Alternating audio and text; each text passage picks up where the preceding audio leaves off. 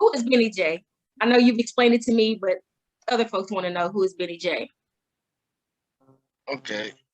Benny J, basically, first of all, giving full honor and glory to the creator. I want to take this time to thank you for allowing me to, interview in this format. I followed your career, like I said, since we met back in 2010, and I applaud you for all the good things you're doing for the community and for yourself. And I'm excited for you as you begin to expand in your entertainment and music journey.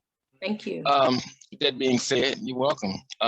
Benny J is basically Benny Jerome Smith. A lot of my friends, I grew up in Charlotte Court, but I was born in Danville, Kentucky. And I was raised simultaneously, in Danville and Lexington. First to the fourth grade, before integration, I had an opportunity to attend the old Booker T. Washington School on Georgetown Street there in Lexington. So we grew up in the old Charlotte Court, and when my mom and dad got separated and divorced when I was the age of 10, and we moved to Danville. And mind you, in the fourth grade, we started playing flutophones. That's when we had those little white plastic with the red tip on them, and that's why I started getting my little interest in music. And of course, even back then, we listened to the radio to the sounds of people like the Beatles, Dionne Warwick, Temptation, Stevie Wonder, and all those guys. And so we moved to Danville in the fifth grade. Well, ironically, I didn't know we actually moved. I thought we were just visiting like we normally do for a summer vacation. But when school started, we didn't come back to Lexington. So was right. So I started naturally, when you see that family unit get separated, you start acting out. So I started finding ways to try to address my aggressions. I started, being a class clown and doing crazy stuff. And then one day I looked on the wall and they had these pictures of different instruments, and I saw this oblong looking instrument called the saxophone. And so I just started to, I wanted to learn how to play it. I saw all these keys. I thought it was phenomenal. I was like, hey, how you gonna play that? And so I got in the beginning band in the L. Tolliver Elementary School there in Danville, and under the directorship of Mr. William Gravely. So that's when I started learning how to play the saxophone in the fifth grade, and and it was pretty interesting. So as I branched on out from the fifth grade and sixth grade and got into seventh grade, and started tightening up my talent, went from beginning band to intermediate band. I remember my grandmother asked me to play for her tea day. She was in a club. She asked me to play for her tea. And I played Mary Had a Little Lamb and Twinkle Twinkle Little Star. And I got a standing ovation. I thought, hey, well, this is it's kind of cute. That was my early performance, playing my saxophone, reading the music in the beginning book. But anyway, moving forward, so I started the first half of the eighth grade in Bate Junior High, and then my mom decided to move back to Lexington, and that's when we moved to the new Charlotte Court. And when I was in the second half of the eighth grade, and actually I think that's where I met your mom and her family, the Perkins family at Cowan. And I played in the eighth grade band at Winburn with Miss Onan being the director. But in the ninth grade, I started getting interested in sports, so I started playing football at Winburn Junior High, and started playing. Actually got an opportunity to play in a neighborhood band with, I guess, your Uncle Billy. Okay. Billy Cowan. I thought it was Billy Perkins for a long time until recently. I had to go to Billy Cowan. Crazy. So it's Billy Boy, a guy named Billy was on guitar. Willie Fain was on keyboards. Tilford at the time, his name, but he called Tiffon Wallace was on bass, and Robert Skeet Buchanan was on drums, so the little neighborhood band. But the funny thing about that was the guy that was managing them, they had to ask permission to my mom for me to even play in the band at 14. And that was kind of cute. And so that's what I did on my first gig at the old, they used to call it the boxing ring. And it was another name right on the corner of, then it was Walnut and Third, but it's now Martin Luther King Jr. and Third now. That building actually is still there. The Pipeline is what it was called in the old boxing ring. So I made my first $5 at 14, so I thought I was doing something. And ooh, $5. Yeah, man. Back then, that was a lot. That was a lot. and it was Yeah. gone the next day. But one of the favorite songs that we played as a unit, man, was called Fence Walk by Mandrill. And to this day, I'll still remember it was a long song. Song was long as it was. We made it longer. But so from there, I just started playing with different neighborhood bands. Then when I got to Lafayette High School in the 10th grade, I continued my football career. And my main objective was the letter, which I finally did my senior year in high school. And then I was realizing, well, I'm not going to do anything professionally in football. You know, I mean, I was okay. I started, like I said, defensive back, but in the end, I knew I wasn't going to do anything beyond that. So I had to find something else that I was going to find an interest in. And I attended also from the 10th grade all the way through my senior year, Upward Bound program at Kentucky State University. And of course, you know, we always got a lot wanted of to go there. My parents would not go there for some reason. Oh man, I've heard stories, but I don't know. You know what? I didn't know. Let me say this: there's every school and every situation has a story, but you know you have to experience it for yourself. You can't be going by what other people say. Because I'm telling you, I went there from 10th grade during the summers, attending Upward Bound, taking classes, and just getting. First of all, I didn't even know there was a HBCU in Kentucky until my 10th grade year, and I found out. I saw my counselor showed me this catalog of Kentucky State University. I went through and I saw all Black people. I said, "What the heck?" And so that's how I got involved with that. And during the course of the year, it was a tutorial program. And by your third year, which is your senior year, when you your final year in Upward Bound, you start taking classes that start counting towards your college courses. And so one of the highlights was getting free tickets to go to homecoming every year. And that's when I got introduced to Kentucky State University marching band and seeing all the Greeks and just the whole campus come alive. People coming, former graduates coming there. It was like a big festival, big party, and just love, camaraderie from past graduates and things. I mean, of all ages, those former students and current students. So it was a great mix. So saying that to say that my senior year, I decided I wanted to join the marching band. And so I auditioned through, at the time, the band director was Mr. Raymond Jordan. And so I auditioned and I got a scholarship. And I started in the marching band that following my freshman year at K-State. And the funny thing that happened there, I was blessed to have been selected as second chair alto saxophone in the KSU Jazz Ensemble. And my life, the trajectory of my life changed because I witnessed Reggie Calloway, who was a senior at the time. I saw him handpick members of the jazz band, as well as pick up a female vocalist by the name of Belinda Lipscomb, and to see them actually form the group Midnight Star. Oh, okay. So I went from being a music major, so I went from being a music major to a music performance major. So that really changed my life into wanting to really pursue music on another level. So I did 3 years at Kentucky State in the marching band, jazz band, concert band, and the pep band. Now the pep band was kind of unusual because it wasn't like those bands you see in stands with just all brass instruments. We had an actual band where we had a rhythm section, horn section, and vocalists, female vocalists, lead and background. And so I was fortunate to, that's actually where I first started doing my vocals. You know, I'm primarily a saxophonist. I take pride in that, but I also dabbled in vocals. And that was my first live performance doing anything vocally. So now the Benny J, it's kind of funny. My sophomore year, there was a freshman who came from Atlanta into the marching band, recruited by the name of Virgil Collier. Virgil, during band camp, my sophomore year, was the one that coined the name Benny J. Now, I don't know how he must have known what my middle name was or whatever, or this or something, but he came up with the nickname Benny J because at that time I was a section leader of the saxophone section, and I also got blessed to get elected band president of the KSU marching band. So and I was active in student government and everything. So that's where everything kind of kicked in, and we started doing gigs off campus as well. And so Benny J, basically just someone who grew up in the projects, and had some opportunities to attend the HBCU. And from there, after that, I transferred after placing in fraternity, chapter officer fraternity.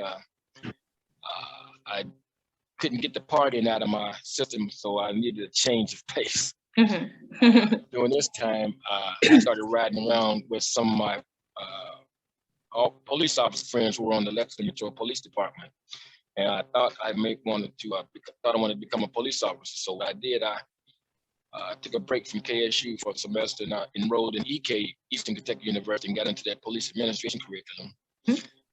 And it was I was there for a year, and then of course, as life would have it, the entertainment bug bit again. And so one of my dear friends who from Kentucky State, Ronald Booth, had written some songs and recorded with a rhythm section in the studio in Alsip, Illinois. So we had a lot of those guys that came from, that was in pep band. Everybody that's descended upon Chicago. We practiced in his house. Rhythm section was in one section of the house. Horn section was in another section. All the vocals in another. It was pretty interesting. And then we finally went and laid our respective tracks at the studio in Alsip, Illinois. And a lot of those songs are actually on digital distribution sites as we speak under the Ronald E. Booth and Benny J. Smith. If you Google that, you'll see a lot of those on Spotify, Amazon, and all the other special digital distribution sites. So that's just me in a nutshell. And basically, I was in two bands that were significant. I've been in a lot of bands, but two of them were significant. One was Erasmus, which was comprised of a lot of guys from the West End of Lexington. And that was a great opportunity. And another band was Calculus 2, which actually was comprised of a lot of guys that went to Kentucky State. But between those two bands, Miss Shayna P., I had an opportunity to open up for a lot of national recording artists, including Midnight Star, SOS Band, Roger Troutman Zapp, Slave, Najee. Well, Najee was a solo thing. And just a lot of, those R&B groups of the 80s. And it took me on a whole nother level, but I got tired of the band breakup syndrome.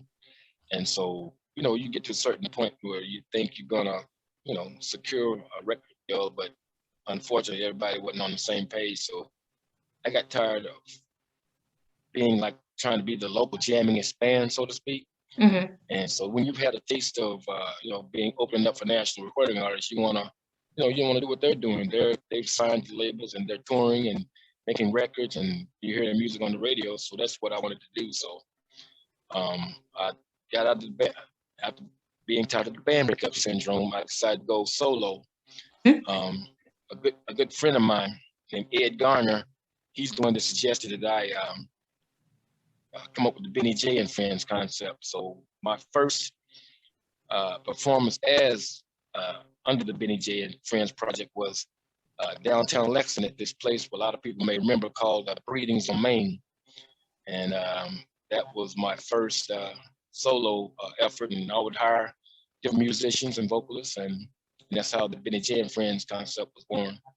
And to this day, I still do the Benny J and Friends concept because, it's more relaxing. You got more control over your career, and you also get a chance to play and with some of your musician friends, vocalists, and make a real good presentation, because our main thing is entertaining the people that come either pay tickets to see us, whether it be at a club or either open up for a concert or whatever. So, so that's where I am today at this point. So I'm sorry to elaborate on about that, but that's the overall concept. That's basically who Benny J. Smith is, and Jerome Smith at that.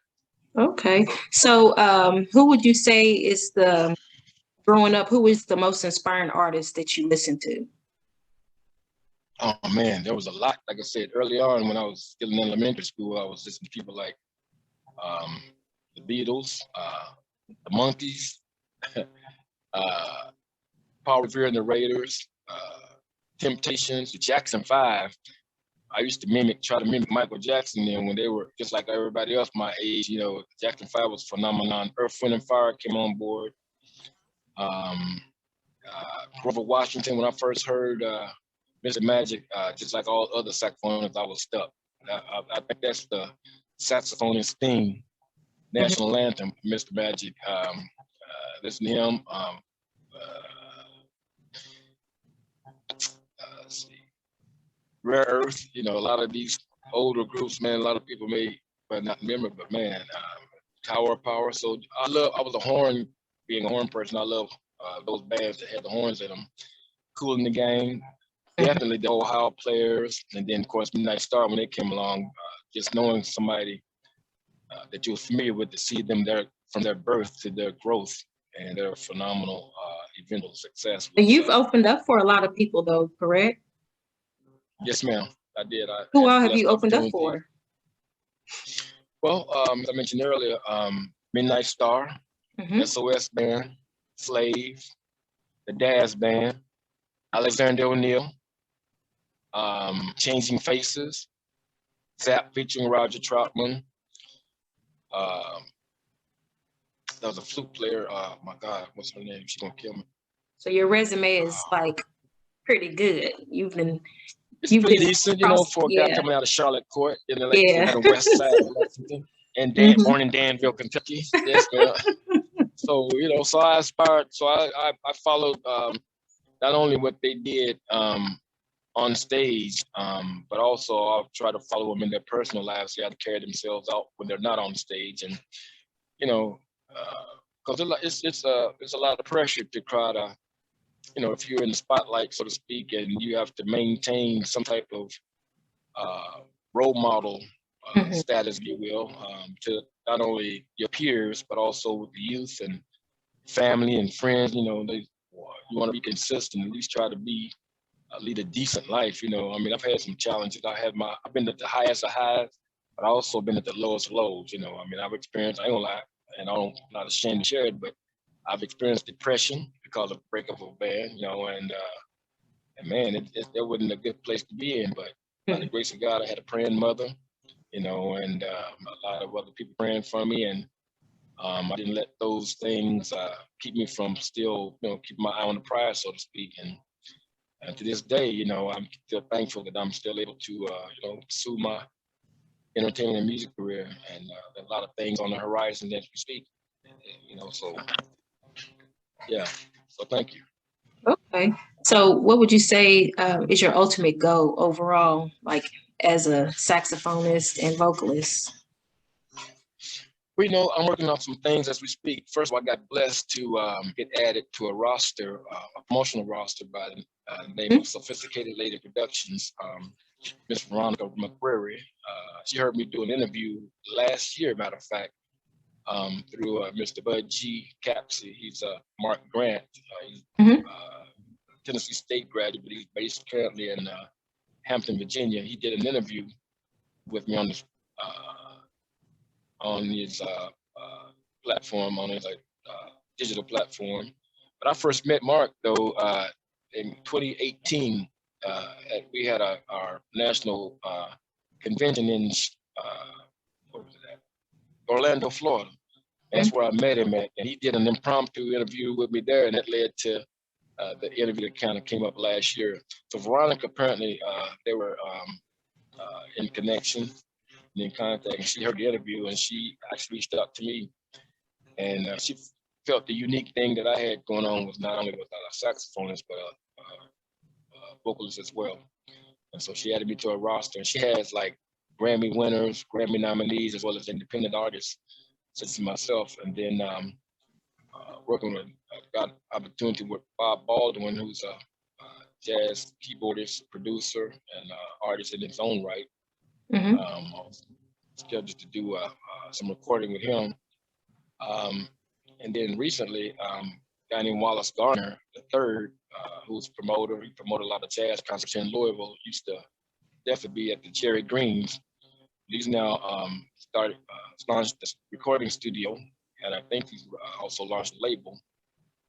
Well, he's also offered to promote me as well. So since I don't have an exclusive contract with Sophisticated Lady Productions, I can enter into a non-exclusive situation, so I can get, you know, promoted by several promoters, and I plan on actually recording my next single next month. I already got a date. Saturday, February the 12th, I will be going into Wallace Garner Studio and laying a track of a song that I've always wanted to do since that song is a cover tune by Earth, Wind & Fire. I'll hold off on the name right now, but some people know and others, you'll find out. But I think it's a great opportunity. I think it'll take me to another, or preferably it'll take me to another level with my music and entertainment, because no one else has been discovered as of yet. So I'm excited about that opportunity. And but overall, I just want to continue just to play my music, not only locally but nationally, and if I can go abroad, international, that'd be fine too. But two goals is to not only record my music single at a time. First, I was trying to do a whole CD album project, but it's kind of expensive to kind of come up with the funding to do that. So Reggie Calloway, who I ran into just last year in September in California, he suggested that I just concentrate on recording a single at a time. So that's what I'm going to do. So if I can get each single and then hopefully eventually get some radio airplay with that, and I'll be content. Then I'll be able to, of course, tour and perform throughout the country and wherever opportunity permits. So that's my goal right now. And to balance that with my day job, a lot of people know that I drive an 18-wheeler, so that's my day job. But I used to be in corporate America for 25 years, but since getting the taste of that driving over the road, I haven't looked back since. Well, that kind of goes hand in hand, because you do music, you want to do music abroad, but with you being a driver, you get to network and meet other people in those different places, and then let them know, drop off your business card or whatever, and let them know who you are, and hopefully be a call back. So that's an advantage that you have, versus the beauty of I'm sorry, go ahead. No, this versus what, like say me, for instance, I'm here in Kentucky. I don't drive an 18-wheeler. I don't have a travel job. So I got to make phone calls, but you can actually go to these places and introduce yourself and say, hey, if you have this going on, so you have an advantage. So yeah, well, I applaud you, because just because you're not driving those places, you're making contact. And let me tell you, once again, I can't express how proud I am of you from your growth after initially meeting you in 2010 and now. I mean, your music's on fire. You got a lot of followers, and let me let the people know that.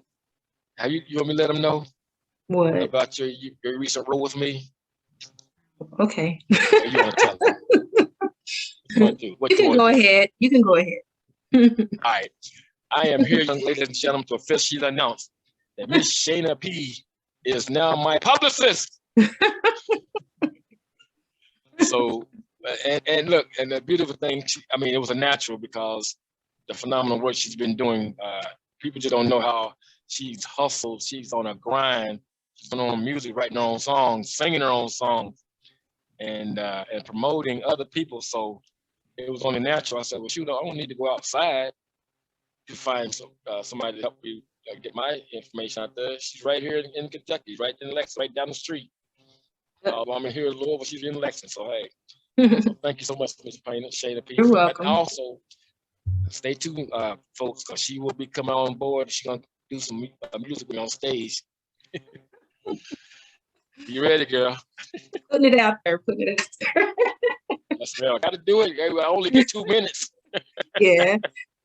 So quick question. Do you write your own music, like when you perform? Or I understand that you do other people's cover songs, but do you also write your own music, perform that as well? Yeah, I actually do. And you know what? And I'm glad you mentioned that. You inspired me, and several other people inspired me. I'm gonna have to start back writing. I haven't written a song original of my own in a while, but I do have several originals that I wrote the lyrics to. Other people may have produced the actual track, and I can write music also from the instrumental tip, because all I do is the way I do it.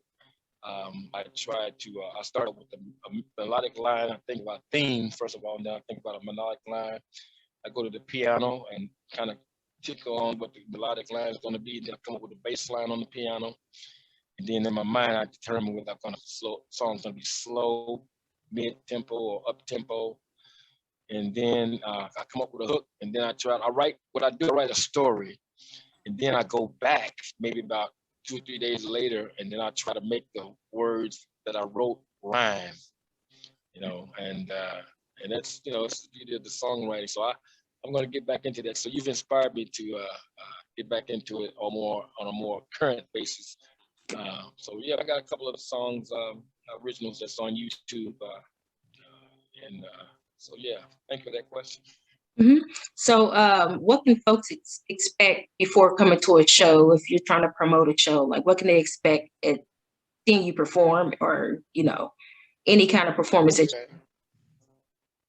Well, first of all, I'm gonna try to be as professional at the top of the game. I'm gonna hire the top-notch musicians to accompany me, number one. And depending on the budget, I will also have some female as well as male vocalists. Mm-hmm. One of my things I've always been the Benny J and Friends concept has always been about showcasing other talent. I'm blessed to do what I do, but I also love when I showcase other talent. So a lot of friends in different instrumentation, whether it be different bass players, you might see different musicians with me at any given show.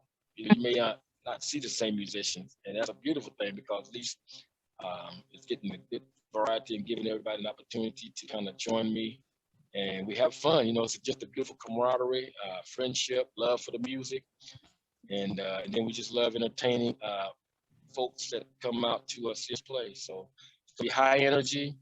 We'll do a lot of interaction. I love interacting with the crowds and stuff. So it'll be a lot of instrumentations, a lot of vocal stuff, and like I said, just showcasing a lot of the local talent that's out here, and just having fun and thanking God for the blessing.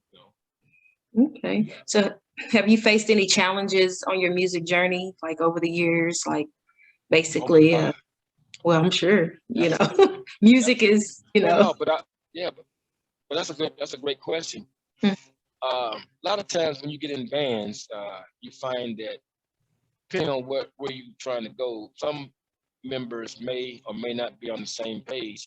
Mm-hmm. Like I said, some may be just content with just being the local jammingest band. Mm-hmm. But then again, you got to look at the circumstance. Some may not be wanting to go beyond that, because either they either have jobs or in relationships, marriage, kids, and stuff like that. So they may not can do that. But before those particular life changes happen, you got a lot of that say they want to do and take it to the next level. But unfortunately, when you get to that point and all the requirements that it takes and hard work it puts in to get it there, you see people aren't willing to do the work. So I was willing to sacrifice. I sacrificed. I stopped where I was, whether I was working or going to school, and would go and to pursue an opportunity to advance my musical and entertainment career. And I've been on the road, several bands. Like I said, a band breakup syndrome, or something going on with musicians or something. I'll quote one particular experience. We were based in Cleveland. I was a band called Capitalist 2. We were based in Cleveland. Mm-hmm. We were doing originals as well as cover tunes. Well, there was an A&R rep from Warner Brothers Electro Asylum at one of our gigs in Cleveland. And one of the musicians had everybody contributed originals. One the band member had a single, original that we were playing called Miniskirts. This A&R rep heard the song, he thought it was hot, and he was going to sign us to the Warner Brothers Electro Asylum label. Mm-hmm. Well, little did we know, this gentleman went behind our backs and tried to cut a side deal. So this A&R rep came back to the leader of the group and said, "Look, you guys aren't ready." And we weren't, because you don't go and cut those side deals when you're getting offered a record deal with the rep the record label. So that was the beginning of the end of that band, unfortunately. So that's what, in the matter of fact, that was the particular band where I went through my depression with, because we were on a trajectory that was going to take us to the next level. We had everything lined up. We were actually going to move to the East Coast. We had a promoter. booking agency laid out. We had a home already, a ranch style home that we were going to move into, and we were ready to go. But the band disintegrated before we could even get there. So that's life. So you go through those challenges, but you brush yourself off, you pray on it, you get over it, and you keep on doing it. And best way that you can really put yourself on the best pedestal that you need to go is to do it yourself. Of course, you can't do it by yourself, but Yeah. you have to do it with the aid of others. But you know what you want, and you have to pretty much pursue, just like what you're doing.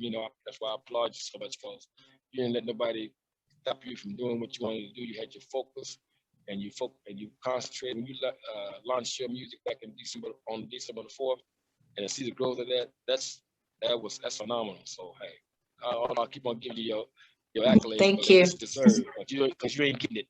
People ain't giving you enough accolades. They say a prophet's not respected in his own home, but unfortunately, a lot of our local artists aren't respected in our own towns and states. So, but here's the beauty of it is somebody will appreciate us, and that's why we keep on doing what we're doing. We don't have to be restricted to Kentucky. Yeah. I mean, we want to do good for our hometown stuff. Sometimes we got to go beyond the borders and really to take it to a whole nother level. So that's what I plan on doing. And of course, you got your contacts, so you're doing what you need to do as well. So last but not least, can you tell us or give us some words of advice for those seeking to get into the industry, or first of become all, a saxophonist or vocalist or whatever? Okay. First of all, you got to understand this is not no hobby. It's not a game. You got to take this industry, this music and entertainment serious. You got to hone your craft. Whether you're a vocalist, you got to definitely practice. You got to do scales. You got to do all the things it takes to get your vocals tight. As far as an instrumentalist, obviously, if you don't practice, you ain't gonna be able to play good. So you have to make sure you practice, tighten up your repertoire, do your scale. Me. All your stuff. Me. Yeah. Girl, you got me. I'm sorry. Oh my God, my man. But you got to. I would suggest, especially instrumentalists, and vocalists, you got to learn scales. Learn every scale, major and minor, because when you're learning those scales, that will help you with your improvisational skills. Because if you ain't doing scales, you don't know which note to hit, and you're trying to improvise, then you're just gonna be lost out there. So that's one of the things I would suggest you do. Definitely tighten up, practice, do your skills, learn your skills, and always get an opportunity to sing. If you sing in the shower, if you sing in your home, at work, whatever, humming a tune, whatever, listen to different artists, listen to what they're doing instrumentally and or vocally. And and then just create your own style and pattern, and I think you'll be all right. But you have to be serious with your music, and you want to make sure you take it. You want to take it to the next level. Then you have to network, and you have to reach people. Because I don't care how much you think you can do it by yourself. You just can't do it by yourself. You're gonna need help of others. Which brings me to another point. I'm gonna be able to, in addition to like I said, Veronica McCreary of Sophisticated Lady Productions and Wallace Garner of WG3 Productions. I'm going to be working with a gentleman by the name of Robert Sundial Agency. We'll be assisting with getting the social media, managing social media, and ASL Media and Productions. He's going to be helping getting the music on the airplay. So, radio and stuff. So, that's pretty much it in a nutshell. I just thank God to see another day. And as long as I got breath in me, I'm going to continue to do my music, and we'll take it from there. All right. Well, thank you for interviewing here with me at Kentucky Good Vibes. And like I said, keep pushing for greatness. And of course, be you, like you always are. Be true to the game. It's my pleasure. Be true to the game. It's my pleasure. I know. It's my pleasure. Dana P. Thank so you for much. all the support that you've given me. And of course, you always show love to everybody else around, you know, Kentucky and so forth. And you always put, it doesn't matter who you work with, you always put a good word in somebody's ear about that person. And I like that about you. You definitely show love wherever you go. And with Well, that you know said, what? When you mhm, when you yeah, well, when people show you love, you got to show love back. And I think that's one of the things that's been missing. A lot of times people get caught up in their own, they can't get out of their own way. yeah, Okay, so a lot of times you have to step out of your own way to show love to somebody else, especially the young generations that's coming behind us. They're going to need somebody and some information and some advice as well. So it's best they don't need us being selfish. Keep it to ourselves. We got to share the knowledge, as they say. Each one teach one. Sometimes each one got to teach two and three. So yeah, that's yeah. what it is. So I applaud you once again. Thank you so much for having me, young lady. Thank Put the big you. work Thank yourself. you. Thank you. And you be safe out here. And I know you travel all around, so you definitely be safe because that virus ain't no joke. So, Ain't no joke, girl. I am fully vaccinated and boosted twice. okay. Okay. Well, thank you once again. And you take care. All right, it's my pleasure. God bless. Okay.